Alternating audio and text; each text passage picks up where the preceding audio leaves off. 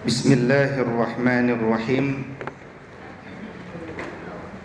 Ibu-ibu para perindu surga, umat Rasul sallallahu alaihi wasallam. Salam ta'zim dari saya Wido Supraha. Uhayyikum jami'an bitahiyatil islamil khalidah wa tahiyatul islami salam. Assalamualaikum warahmatullahi wabarakatuh. Alhamdulillahi rabbil alamin, wa bihi nasta'inu ala umurid dunya waddin. Ashhadu an la ilaha illallah wa ashhadu anna Muhammad Rasulullah. Allahumma fasalli wa sallim wa barik ala sayyidina Muhammad sayyidil mursalin wa ala alihi wa sahbihi ajma'in, amma ba'du. Alhamdulillah. Apa kabar ibu-ibu semua? Bahagia? Akhir bulan bahagia ya? Luar biasa. Itulah berkah pengajian.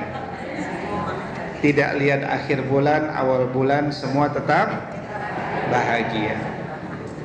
Kalau dilihat usianya ini masih 17 tahun ya. Hah? Oh dibalik? Masya Allah. Jadi semakin senior. Jadi dalam Islam tuh dia tidak mengenal kata tua.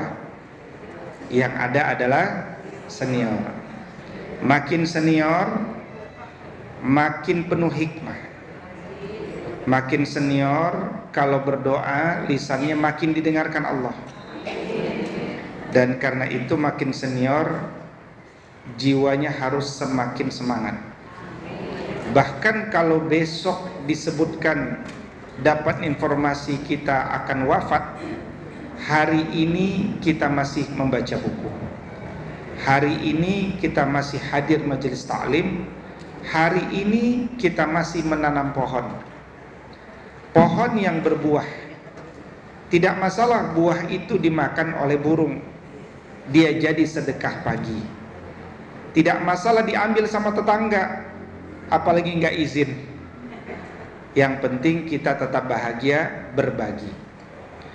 Maka pagi ini kita sama-sama saling menguatkan kepada Allah. Sebelumnya saya mohon izin, saya terlambat ya. Terlambatnya cukup lama. Jadi saya dari subuh ada aktivitas, kemudian aktivitas sekolah. Saya lupa ada agenda apa pagi ini. Dan saya tadi sudah ada di jalan tol menuju Pondok Indah. Qadarullah ditelepon, alhamdulillah langsung belok kiri tol mana tadi itu. Dan butuh 14 menit ke tempat ini. Sekali lagi saya mohon maaf, manusia ini tempatnya lupa. Dan alhamdulillah masih bisa ketemu ibu-ibu semuanya. Ibu-ibu, dulu kita ini umurnya sama. Betul ya? Dulu umur kita itu sama. Dari mana Ustaz tahu umur kita sama? Dari Quran surat 7 172. Dari Quran surat apa? 7. Surat Al-A'raf ayat 172. Dulu umur kita sama, diciptakan dari sumber yang sama, yaitu apa? Punggung Nabi Adam alaihissalam. 7172. Sudah ketemu Bu? Sudah. Pasti pakai handphone kalau sudah ketemu.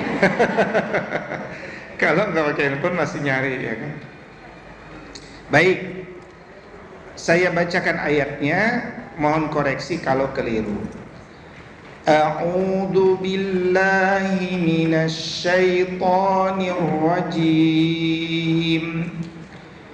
Wa id akhadha rabbuka min bani adama min zuhurihim dzurriyyatahum.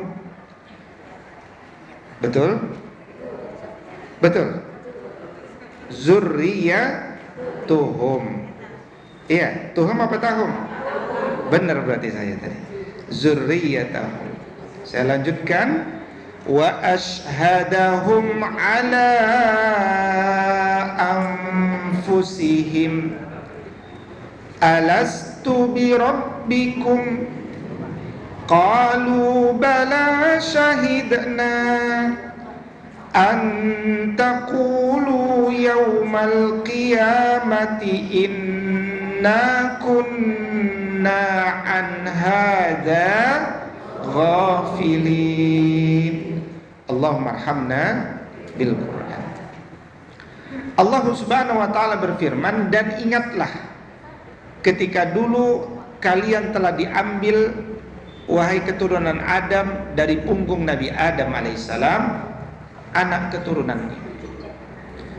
Kemudian kita dikumpulkan di alam arwah, dan kemudian Allah bertanya kepada kita semuanya. Masih ingat pertanyaan Allah? Pasti nggak ingat kan? Lawang momentum itu aja kita lupa. Tapi kita yakin itu ada. Kenapa? Karena Quran mengatakan itu ada. Apa pertanyaan Allah waktu itu? Alastu bi rabbikum, apakah aku ini Rabb kalian? Apa jawaban kita waktu itu? Bala syahidna, benar ya Allah, kami bersaksi, berjanji setia selama-lamanya Engkau adalah Rabb kami. Dan dari seluruh total ayat Al-Quran, ada yang tahu berapa jumlah ayat Quran kita, Bu? Totalnya 6.236. Berapa, Bu? Ternyata hanya satu ayat saja yang mengingatkan bahwa kita dulu pernah berjanji setia. Ayat apa tadi? Surat 7 Al-A'raf ayat 172.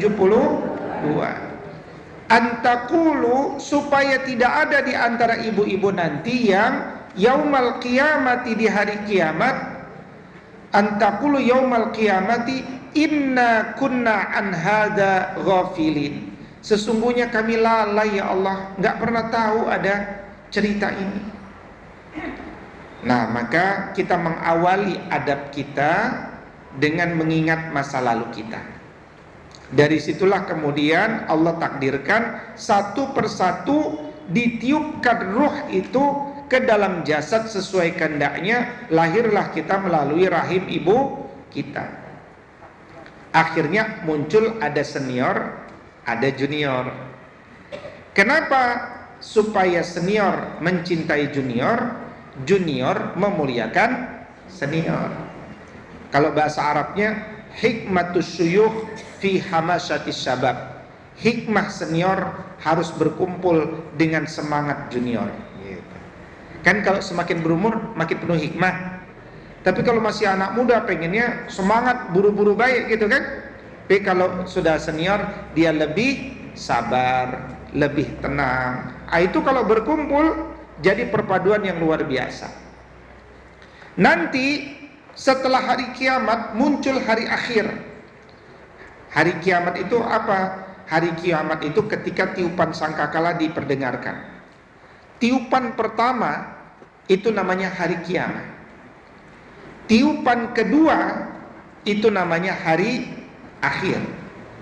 Sejak tiupan kedua sampai semua manusia ditakdirkan masuk ke wilayah masing-masing, ada yang masuk ke jannah, ada yang masuk ke nerakanya Allah. Periode ini namanya periode hari akhir. Nanti di hari akhir kita semuanya umurnya kembali sama. Mohon izin ibu-ibu yang sudah di atas 17 tahun, berapa tadi? Nah, itu nggak kelihatan nanti di surga dengan wajah ini. Nggak kelihatan. Kenapa? Karena semuanya umurnya kembali sama. Berapa, Bu, umur ibu? Maunya 30 maunya. Nah, sekitar 33 tahun. Coba, Bu, cari fotonya umur 33. Nah, nanti seperti itu dah fotonya, gitu ya. Jadi di umur 33 tahun lagi. Nah, karena itu tidak saja ketika lahir dari ibu kita muncul senior dan junior, tapi muncul juga yang namanya orang tua dan anak. Betul? Jadi senior sama junior saja harus punya adab. Junior punya adab kepada senior, senior punya adab kepada junior. Apalagi orang tua kepada anak dan anak kepada orang tua. Siapa ibu-ibu yang masih punya orang tua? Angkat tangannya boleh. Wah, masih punya semua ya. Sekitar 60% masih punya semua. Kita mulai dulu adab orang tua atau adab anak kepada orang tua. Nomor satu, kita kan punya anak ya. Kita punya anak, maka kita dahulukan adab anak kepada orang tua. Yang pertama, berbakti meskipun kedua orang tua kita non muslim, meskipun kedua orang tua kita memerintahkan kita untuk berbuat kezoliman. Ya, saya ketemu ada orang tua, ibu-ibu memerintahkan anaknya untuk melacur. Di mana saya ketemu? Di Subang. Dan nggak sedikit beberapa orang tua. Tapi anaknya nggak mau, saya tidak mau, jilbabnya rapi anaknya. Tapi diperintahkan untuk menjual diri. Kok ada ibu seperti ini? Nah, itu namanya ibu yang memerintahkan berbuat zolim. Maka bagaimana anaknya? Boleh taat nggak? Nggak boleh taat, karena Nabi bersabda, la ta'atan li makhlukin fi maksiatillah. Tidak boleh taat kepada makhluk dalam maksiat kepada Allah. Anak tak boleh taat kepada orang tua kalau diperintahkan melacurkan diri. Tak boleh taat. Meskipun orang tuanya nangis-nangis kemudian mengatakan, kamu nggak sayang sama Umi, tapi kalau disuruh melacurkan diri tak boleh. Ya, dulu sahabat muda Nabi namanya Mus'ab bin Umair. Kenal Bu Mus'ab bin Umair? Nggak kenal ya. Ini pemuda ganteng, diplomat. Kira-kira kalau sekarang jurusan ilmu hubungan internasional kalau sekarang. Diplomat, kerjanya Departemen Luar Negeri. Nah, itu Mus'ab bin Umair. Orang kaya, parfumnya harum. Ketika masuk Islam oleh orang tuanya diikat dan diletakkan di belakang rumah sampai badannya kurus. Singkat cerita, nanti Mus'ab berhasil lepas dan kemudian berkumpul bersama Rasul Shallallahu Alaihi Wasallam. Ibunya nangis, ibunya mengancam kalau Mus'ab tidak pulang, tidak kembali ke jalan kemusyrikan, ibu tidak akan makan selama-lamanya. Biar ibu kurus badannya. Nah, Mus'ab kasihan, tapi Mus'ab kan tidak mungkin keluar kembali dari agama Islam. Nah, itulah seorang Mus'ab yang tetap mencintai ibunya meskipun berbuat zolim dan meminta Mus'ab berbuat kezoliman, tapi Mus'ab tetap mencintai ibunya. Ya, nah, ini kisah Mus'ab. Ada satu kisah seorang pengusaha wanita keturunan datang ke rumah saya untuk bersilaturahim. Dia bilang begini, Ustadz, saya mau cerita, saya ini keturunan.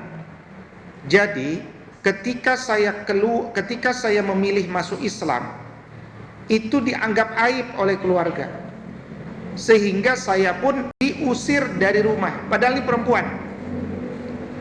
Ya, kalau perempuan diusir kan berat ya. Akhirnya perempuan ini nanti hidupnya keras jadi pengusaha. Sekarang sukses jadi pengusaha kesehatan di daerah Cempaka Putih.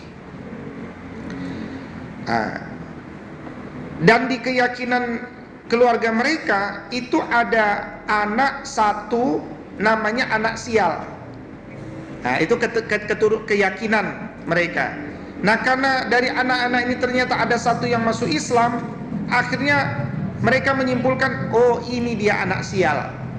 Anak sial itu harus segera dibuang dan jangan diakui anak, dikeluarkan supaya keluarga tidak ikut sial gitu. Nah, itulah kisah perempuan ini. Tapi yang terjadi, perempuan ini dengan cahaya Islam tidak pernah sakit hati sama ibunya. Nah, itulah luar biasanya. Dan ketika ibunya sakit, semua anak-anak yang disayang oleh ibunya pada sibuk kerja, hanya satu anak yang datang untuk mengobati.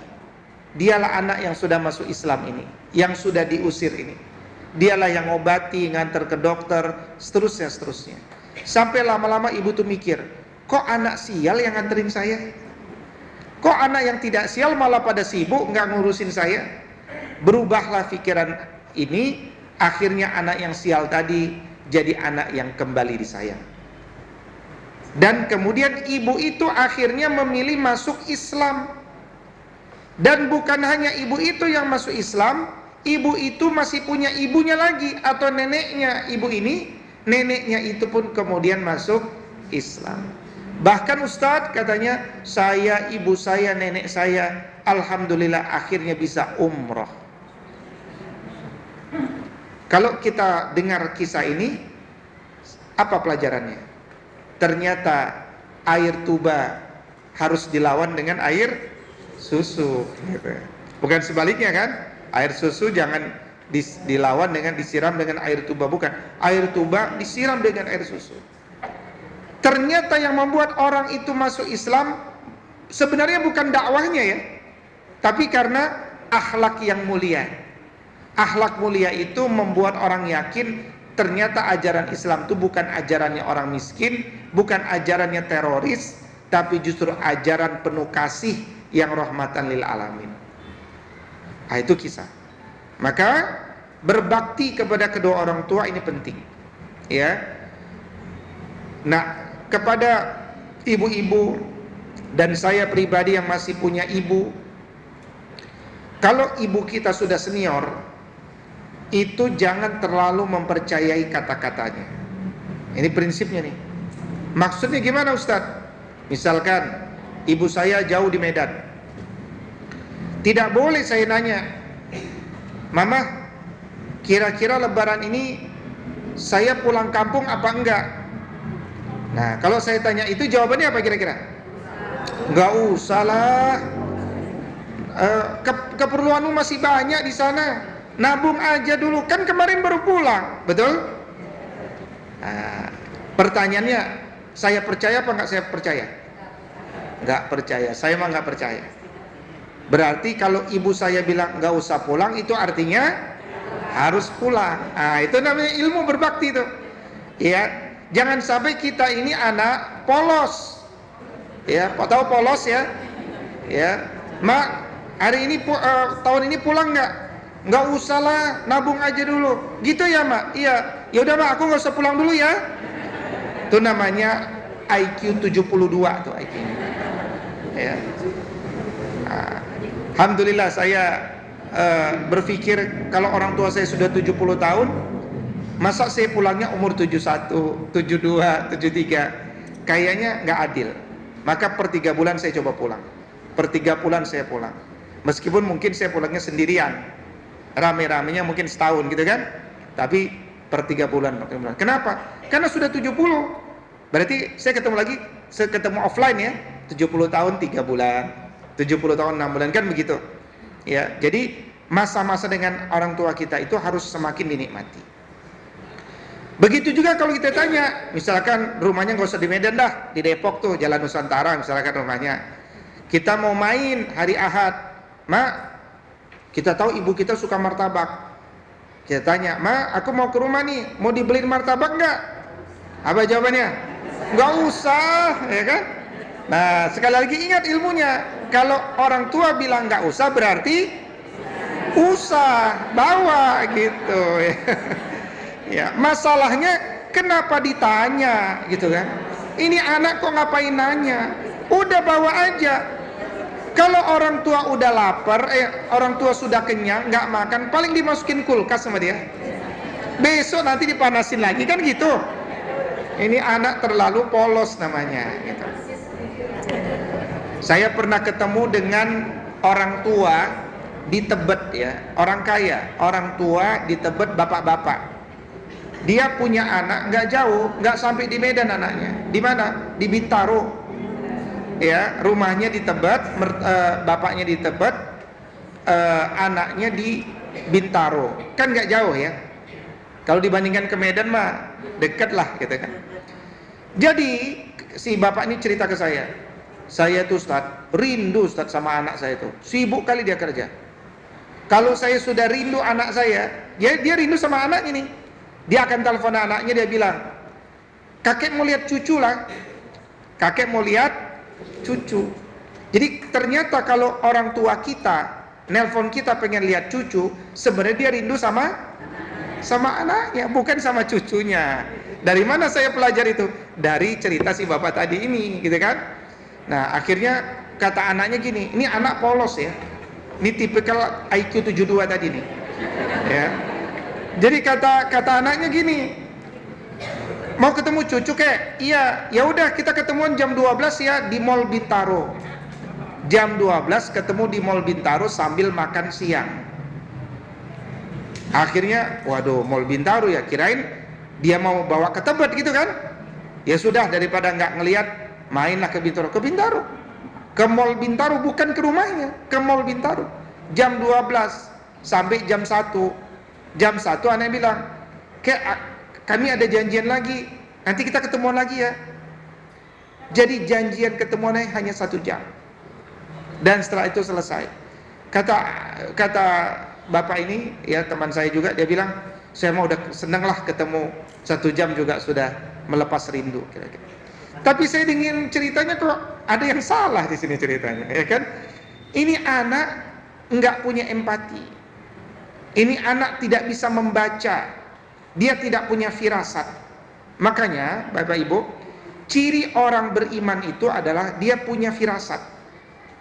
Nggak usah orang tua kita nanya pun, dia udah di dalam jiwanya, dek, nih orang tua saya mau gini nih. Itu namanya firasat orang soleh. Dan itu Allah berikan kepada orang-orang yang senantiasa menjaga hubungan dengan Allah.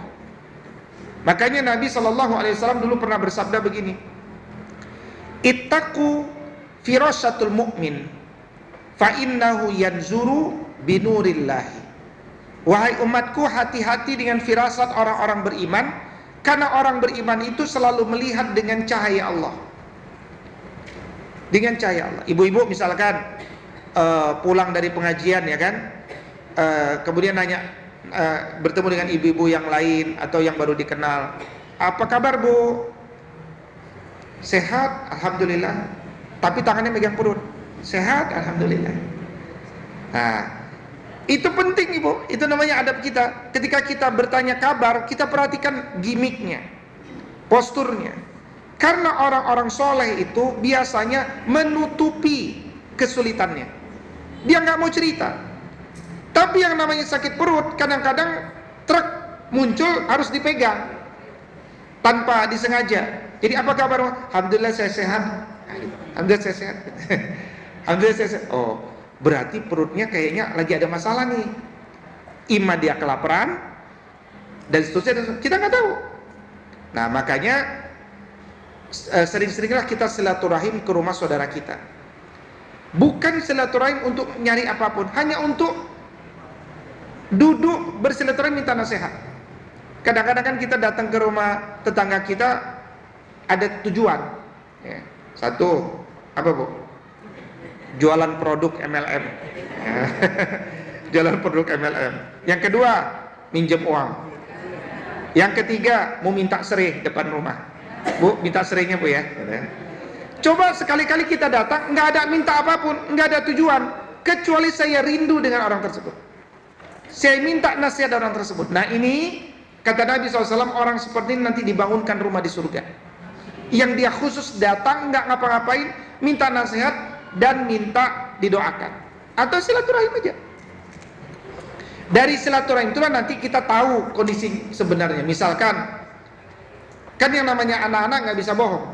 Misalkan ada anak-anak bilang, Mama aku lapar, belum makan. Mama udah makanan apa? Dia kan nggak bisa di stop mulutnya.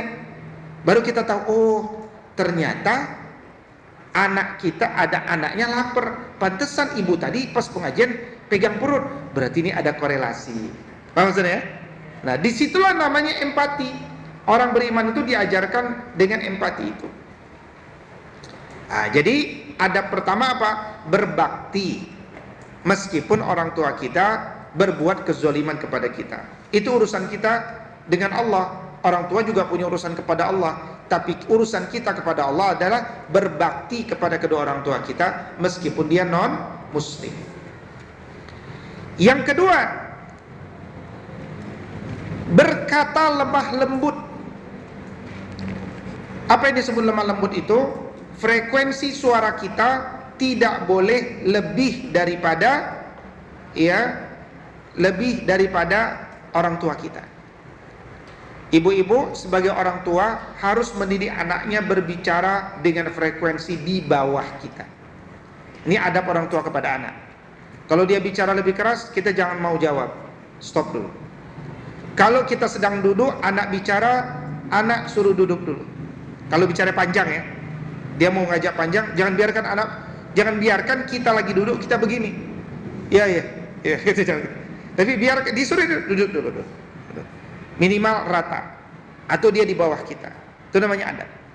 Ya, jadi jangan biarkan anak itu melakukan apa yang dia ketahui. Mungkin dia tidak salah, karena mungkin dia tidak tahu itu salah dan benar. Maka seorang tua, adab kita kepada orang tua adalah kalau kita punya orang tua selalu berkata lembut dengan frekuensi di bawah frekuensi suara orang tua kita. Ya. Yang ketiga, adab anak kepada orang tua itu adalah seluruh hidup kita isi untuk membalas jasa orang tua kita. Saya teringat dengan kisah ketika anaknya Umar ibn Al-Khattab masih hidup. Namanya Abdullah ibn Umar. Abdullah ibn Umar radhiyallahu ta'ala anhu. Jadi Abdullah ibn Umar ini kan ulama, sahabat mulia, ulama. Suatu ketika ada muslim yang menggendong ibunya tawaf di Ka'bah. Tawaf, digendong ibunya. Dan sekarang juga banyak kita lihat umroh itu banyak orang yang tawaf itu menggendong ibunya itu banyak. Ya, dia menggendong ibunya. Nah, selepas tawaf, orang ini mendekati sahabat Nabi, anaknya Umar tadi, Abdullah ibn Umar radhiyallahu ta'ala anhu, karena dia orang yang paling soleh di masa itu. Wahai sahabat Nabi, alhamdulillah saya barusan menggendong ibu saya tawaf. Letih, lelah. Saya mau bertanya, apakah perbuatanku tadi itu sudah mampu membayar kebaikan orang tua? Apa jawaban Abdullah ibn Umar? Wahai pemuda, bahkan satu tarikan nafas dari ibumu ketika dia mau melahirkanmu, ketika dia jihad ingin melahirkanmu, satu tarikan nafas sakitnya itu belum terbayarkan dengan tawafmu itu. Ini belum bicara menyusui, belum bicara ngasih makan, menyekolahkan, ngasih jajan, belum. Hatta tarikan nafas seorang ibu ketika dia mau berjihad melahirkan, itu saja belum terbayarkan. Jadi jangan pernah merasa kita udah berjasa banyak buat ibu kita, belum. Maka isilah seluruh hidup kita dengan meminta ridho orang tua kita. Karena ridho Allah ridho walidain. Ridho Allah itu bergantung pada ridho kedua orang tua. Minta ridho. Ibu-ibu tahu di antara imam Masjidil Haram itu ada namanya Syekh Sa'ad Al-Ghamidi. Pernah dengar nggak? Al-Ghamidi, ya, dia intonasi suaranya tinggi, indah, bagus. Al-Ghamidi, cari aja di YouTube nanti Syekh Sa'ad Al-Ghamidi. Tapi beberapa tahun terakhir beliau tak lagi jadi imam Masjidil Haram. Ada yang tahu kenapa? Karena beliau diminta ibunya untuk balik pulang ke kampung. Ya. Dan bagi Al-Ghamidi, panggilan seorang ibu itu lebih utama dari panggilan apapun. Dari ketenaran sebagai imam Masjidil Haram itu nggak ada apa-apanya. Panggilan seorang ibu itu yang utama. Dan beliau pulang untuk duduk dekat dengan ibunya yang masih sehat. Nah, itulah Syekh Sa'ad Al-Ghamidi masih hidup sekarang. Nah, itu pertanda bahwa mencari ridha Allah itu lebih utama, dan ridha Allah datang dari ridha kedua orang tua. Yang keempat, adab kepada orang tua itu apa? Tidak membuat mereka menangis, tidak membuat mereka bersedih hati. Jangan sampai anak itu membuat orang tuanya meneteskan air mata.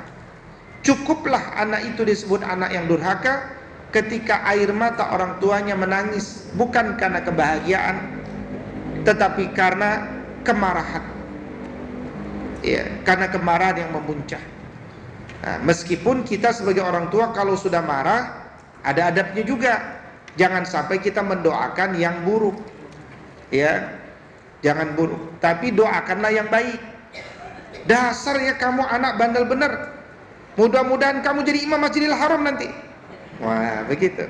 Kadang-kadang kalau kita nggak atur kemarahan kita, keluar kata-kata yang buruk.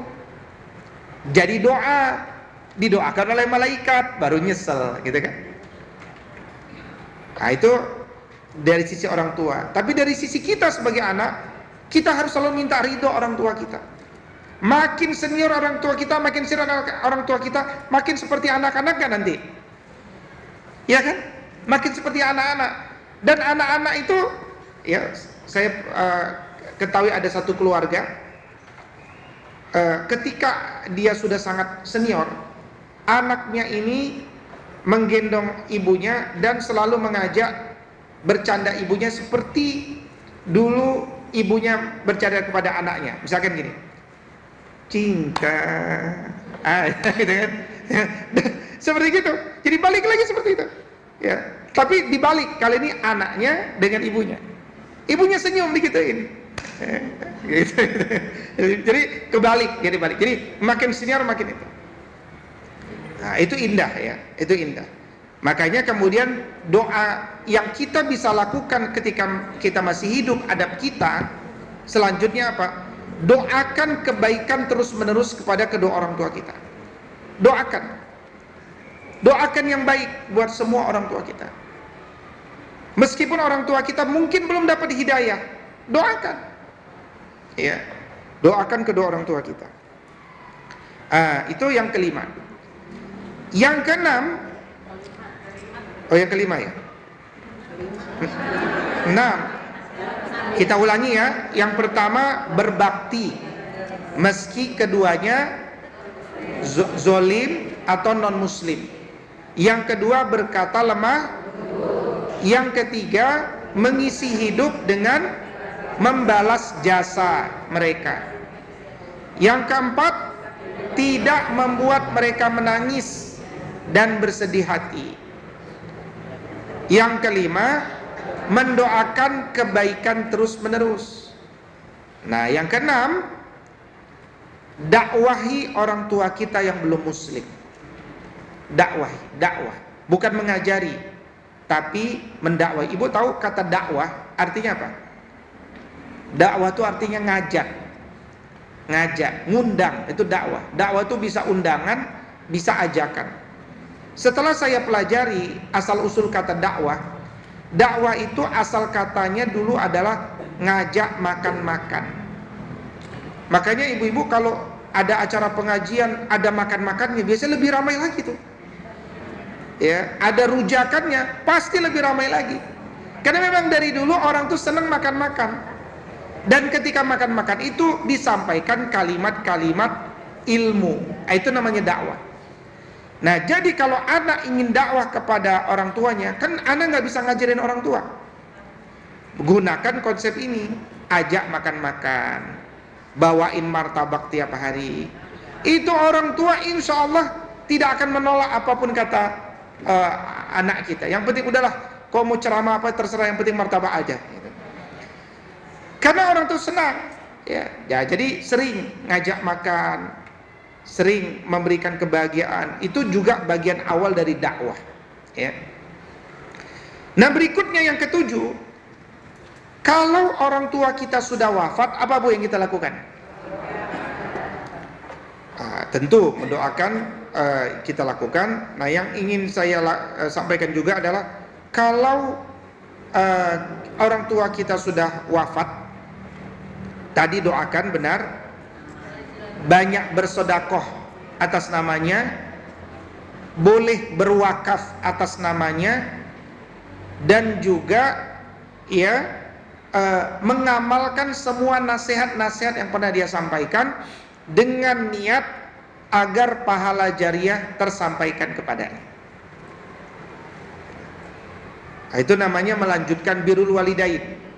Karena ada 3 hal yang tidak terputus meskipun orang tua kita sudah wafat, yaitu salah satunya adalah amal jariah, ya, amal jariah, dan ilmu yuntafa'u bi, ilmu yang bermanfaat.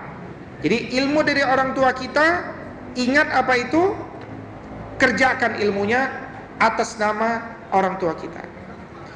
Jadi saya mau cerita, saya itu kan ngajar di kampus Ibnu Khaldun Bogor, ya. Tahu Bu kampusnya? Kalau nggak tahu mau saya ajak nih ke kampus. Di situ direkturnya namanya Prof Didin Hafiduddin. Kenal Prof Didin? Sering ngisi juga kan Damai Indonesiaku kan? Jadi waktu itu kami ada mahasiswa usianya 70 tahun, ibu-ibu umur 70 tahun, dia udah profesor dari LIPI. Tahu LIPI Bu ya? Lembaga penelitian. Sekarang namanya BRIN namanya. Jadi ibu ini sudah pensiun umur 70 tahun. Dan ternyata setelah pensiun dia kuliah pendidikan Islam di Ibnu Khaldun Bogor.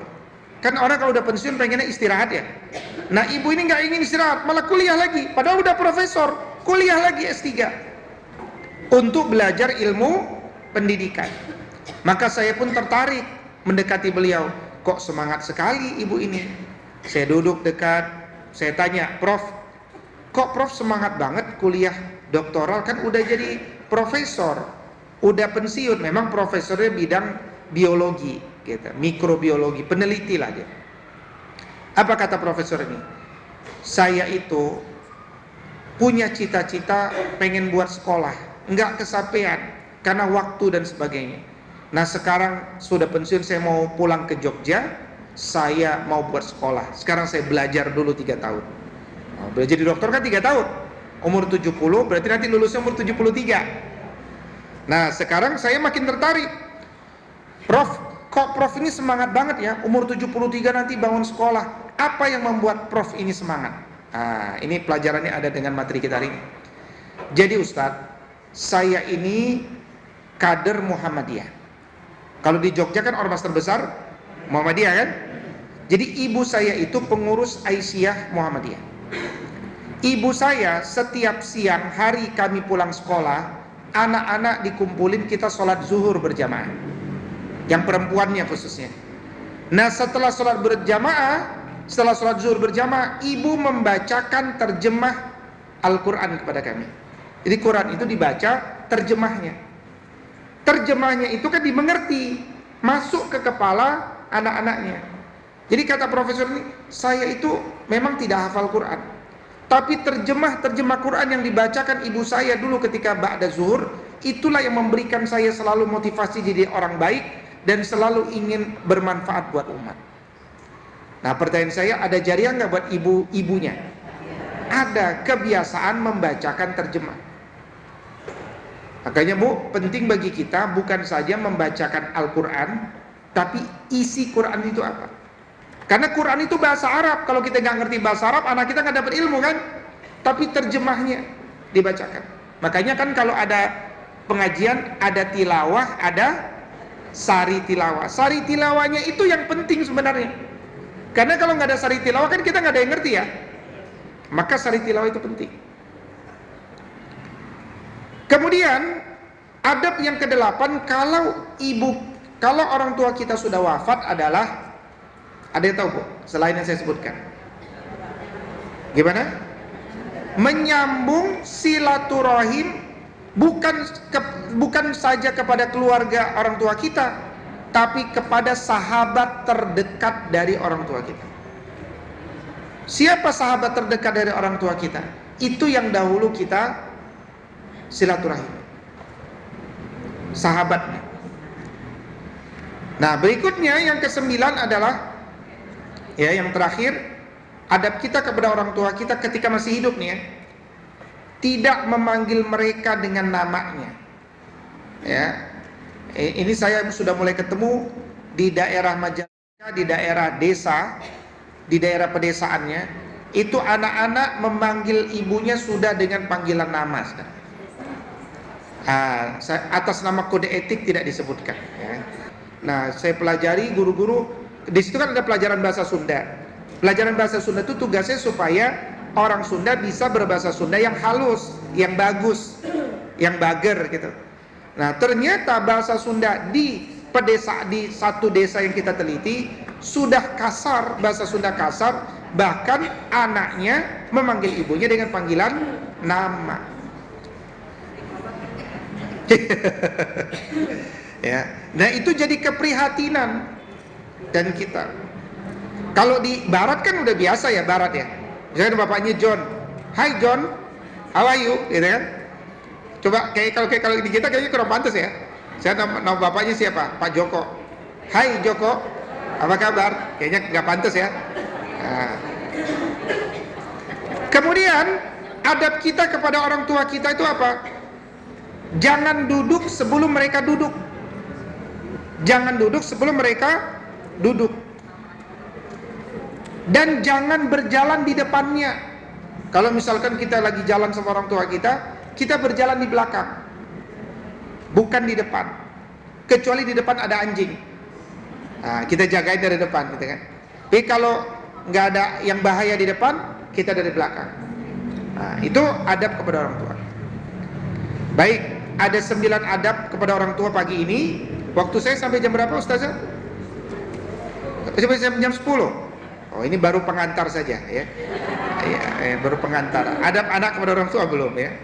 Tapi dengan ada orang tua kepada anak belum. Itu nanti lebih khusus lagi. Tapi dalam kesempatan ini, marilah kita sebagai anak terus berbakti kepada orang tua kita meskipun orang tua kita sudah wafat. Dengan cara yang tadi telah dilakukan, mudah-mudahan kalau Bapak Ibu buka Quran surat At-Tur. Surat At-Tur itu surat 52 ayat 21. Coba Bu, buka surat. Ini nanti jadi pengantar pada materi selanjutnya, itu adab orang tua kepada anak ya. Ini pengantarnya itu. Ada kaitannya dengan pelajaran kita. Quran surat At-Tur surat 52 ayat ke-21. Ya, ayat ke-21. Sudah ketemu? Yang pakai handphone sudah. Yang belum saya lihat masih cari-cari nih. Masih muter-muter halamannya yang mana nih kan. 52 ayat 21. Yang sudah ketemu kasih tahu halaman berapa? Halaman 524, betul? 524 halamannya. Sudah dapat semua? Saya bacakan. Atau kita baca bareng-bareng, kayaknya lebih berkah ya. Saya baca, Ibu mengulangi. Siap? A'udzu billahi minasy syaithanir rajim. A'udzu billahi minasy syaithanir rajim. Walladzina amanu wattaba'athum dzurriyyatuhum biimanin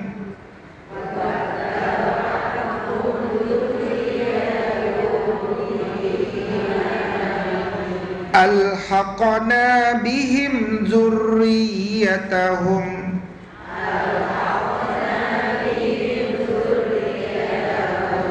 wa ma alatnahum min amalihim min syai'.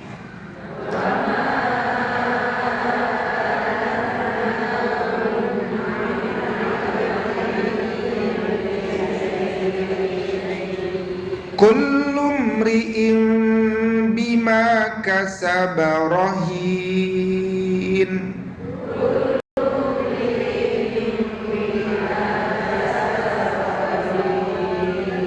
Allahumma arhamna bil Qur'an. Apa artinya, Bu? Walladzina, dan orang-orang yang amanu, beriman, wattaba'athum, perhatikan, wattaba'athum, dan yang mengikuti mereka, zurriyatuhum, anak cucu mereka, biimanin, dalam keimanan, alhaqna, kami akan kumpulkan, bihim, kepada anak mereka, zurriyatahum, wama, dan tidaklah, alatnahum, kami kurangi, min amalihim, dari amal-amal mereka, min syai', sedikit pun, kullu, setiap, imri'in, seseorang, bima, dengan apa-apa, kasaba, yang telah dikerjakan, rahinun, tergantung. Saya ulangin, secara mudahnya artinya bagaimana? Para orang tua yang beriman, yang dia dalam hidup mengajarkan iman kepada anak-anaknya, insya Allah anak-anaknya itu nanti akan berkumpul dengan orang tuanya di surga yang sama, di tingkat derajat yang sama, padahal iman orang tuanya lebih tinggi daripada anaknya. Tapi gara-gara orang tuanya menanamkan iman, anaknya jadi kenal iman, akhirnya nanti anaknya berkumpul dengan orang tuanya di jannah. Nah, ini dalilnya, Quran surat 52 ayat 21. Karena itu sering-seringlah kita bicara iman kepada anak-anak kita. Ya, kalau misalkan hujan, lagi hujan, itu kita bicara iman. Anak-anak, siapa yang menurunkan hujan? Allah. Kenapa Allah menurunkan hujan? Supaya air membasahi bumi. Kenapa Allah membasahi bumi? Supaya tumbuh-tumbuhan berkembang. Supaya tumbuhan buat apa? Supaya bisa jadi bahan makanan hewan dan manusia. Yuk kita bersyukur kepada Allah. Alhamdulillah. Kalau hujan bagaimana? Berdoa di bawah air hujan. Salah satu waktu yang paling berkah dalam berdoa itu adalah ketika di bawah air hujan. Bahkan wanita-wanita yang dipandang tidak subur pun, insya Allah disuburkan Allah ketika berdoa di bawah air hujan. Insya Allah. Demikian kira-kira yang dapat kami sampaikan. Mudah-mudahan saya doakan ibu-ibu semuanya semakin sehat, istiqomah, bahagia, dan kelak kita semuanya diwafatkan husnul khatimah. Amin amin ya Allah ya rabbal alamin. Ada tanya jawab ini? Nggak ada? Ada biasanya. Oh, silakan.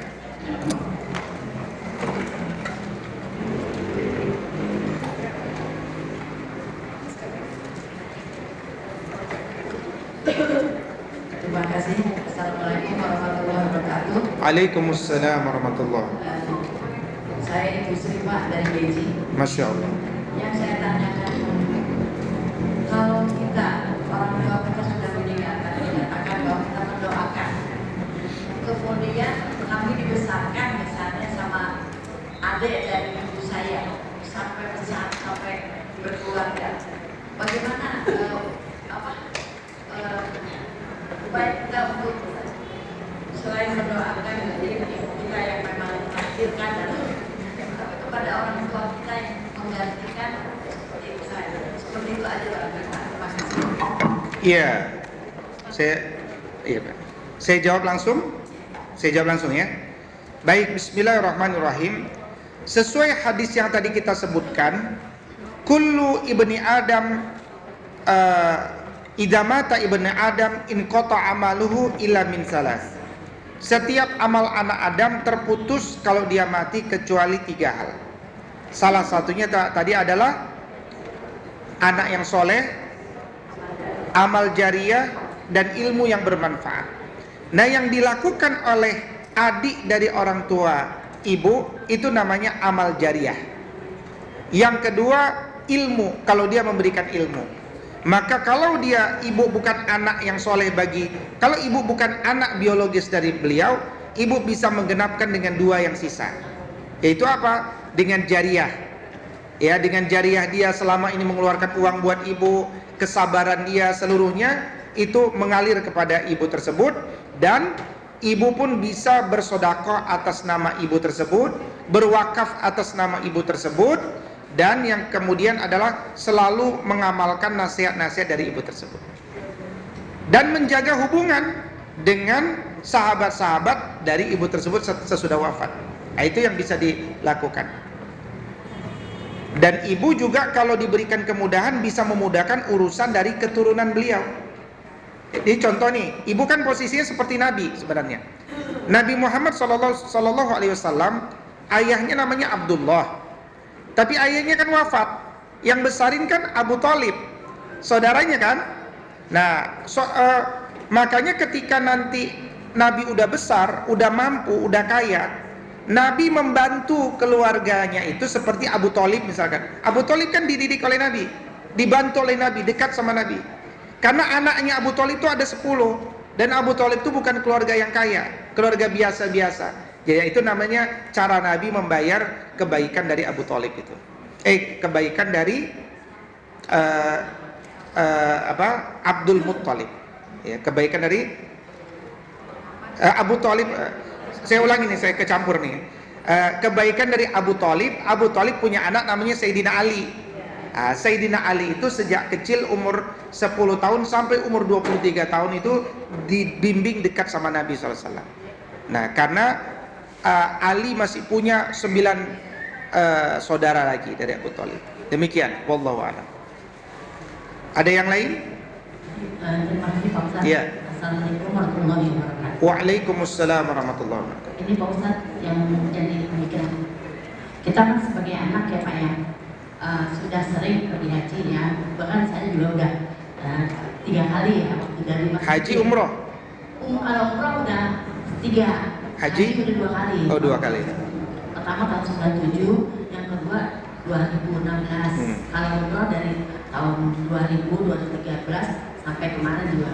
Nah, yang nggak saya tanyakan kan masih ada keturunan kita nih Pak. Kita mau badalkan, sedangkan mereka non Muslim. Oh. Bagaimana Pak? Bisa nggak Pak kalau kita badalkan kita itu? Apa bisa diterima atau tidak Pak? Iya. Nah ini yang terima kasih Pak. Bismillahirrahmanirrahim. Pertama, hukum badal haji untuk orang yang sudah wafat. Kalau orangnya masih hidup, tidak dibadalkan.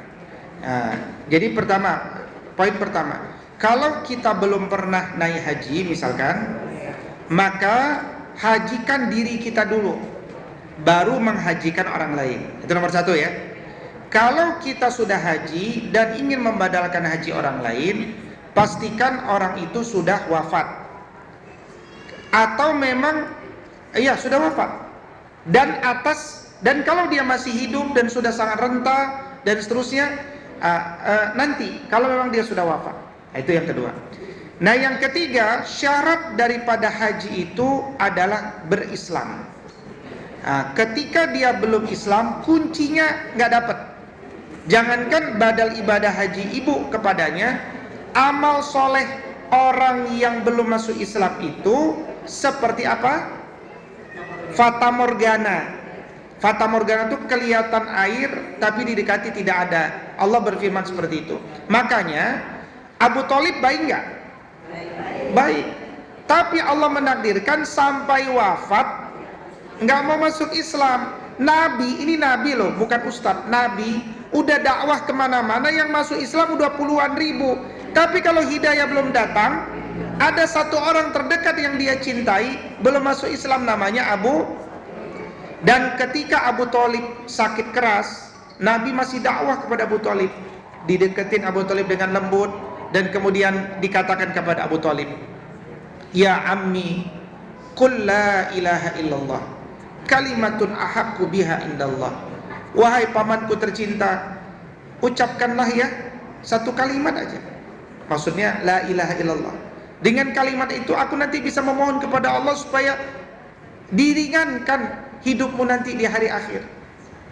Abu Thalib, ini salahnya Abu Thalib itu dia nengok ke Abu Jahal. Abu Jahal ditengok gitu kan. Kata Abu Jahal, Ustaz, ya. Jadi nggak jadi, ya kan? Nggak jadi. Akhirnya beliau wafat dalam kondisi non muslim. Sedihlah Nabi SAW. Nah, karena itu apa yang bisa kita lakukan, Bu, kepada saudara kita yang masih belum muslim? Banyak-banyak kasih martabak. Kasih martabak, dakwahin, ajarkan indahnya Islam. Bilang, jangankan kamu bilang, Doni Chan, Felix Xiao, siapa lagi? Doni Tan, Felix Xiao, wah macam-macam dah. Ini orang-orang keren udah pada masuk Islam. Siapa tuh yang jualan obat kosmetik siapa? Richard Lee. Dr. Richard udah masuk Islam.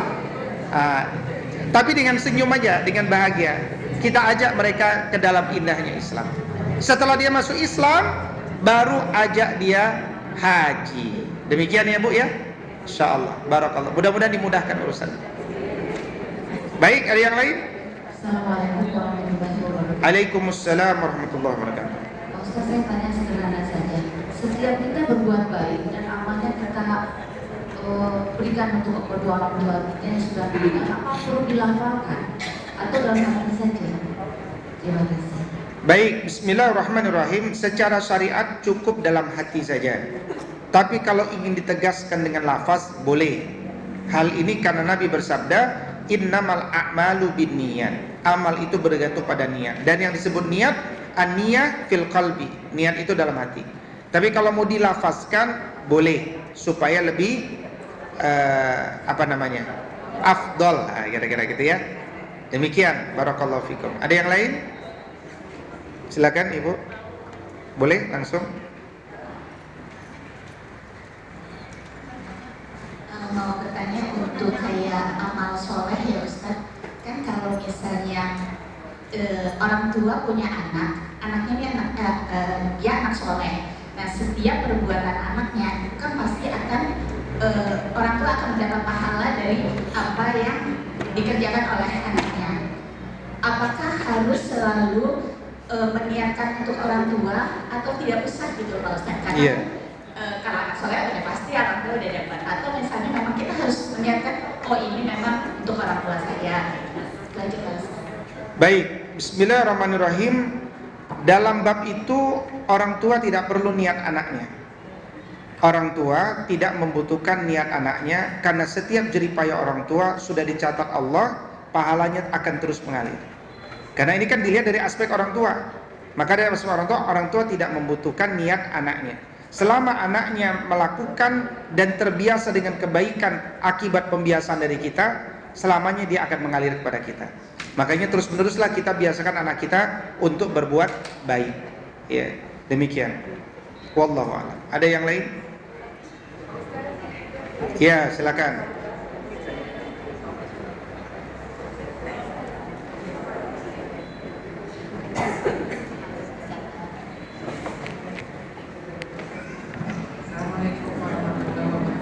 Waalaikumsalam warahmatullahi. Ini Pak Ustaz, kalau dibalik anaknya yang sudah meninggal, terus dia mendoakannya tentu di atas nama anaknya apa gimana Ustaz? Baik, mendoakan umum. Buat anaknya yang meninggal, udah meninggal. Betul. Masih hidup dia. Terus kita ingin mendoakan, apakah harus menyebutkan nama anaknya? Ya, betul. Jawabannya tidak harus menyebutkan nama anaknya. Karena Allah Subhanahu wa taala Maha mengetahui apa yang ada di dalam hati kita. Tapi kalau kita ingin menyebutkan nama anak kita, boleh. Ya. Dan saya mau cerita juga, itu kan anak yang sudah wafat itu. Sekarang saya mau cerita, ada seorang sayyidah. Sayyidah itu berarti keturunan Nabi ya. Habaib kalau laki-laki, perempuan sayyidah. Seorang sayyidah di daerah Palu. Ya, daerah Palu banyak al-khairat ya. Jadi ada Sayyidah yang cucu-cucunya itu sangat menurut sama Sayyidah ini. Cucunya sangat menurut. Semua cucunya banyak dan semua menurut sama Sayyidah ini. Dan Sayyidah ini usianya sudah sepuh, sudah 90-an tahun. Apa amalan Sayyidah ini? Jadi amalan Sayyidah ini adalah dia banyak beribadah.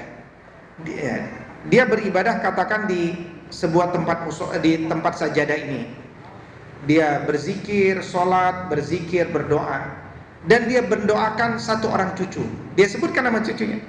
Satu orang, doa di situ, panjang. Selepas itu nanti ibadah berikutnya dia pindah ke sajadah yang lain. Ya, tempat yang lain. Itu berpindah itu kan sehat dia. Berpindah. Doa lagi dia untuk cucunya yang lain. Dan satu-satu artinya adalah dia cerita saya mendoakan cucu saya itu satu-satu. Wallahu alam, yang jelas semua cucu-cucu beliau menurut perkataan Sayyidah ini. Makanya ditanya apa amalia Ustazah? Ternyata amalianya itu. Ini untuk yang sudah hidup. Ya, untuk yang masih hidup. Artinya untuk yang sudah wafat boleh melafazkan niatnya untuk anakku si fulan, doakan detail si fulan dan seterusnya. Demikian, wallahu a'lam.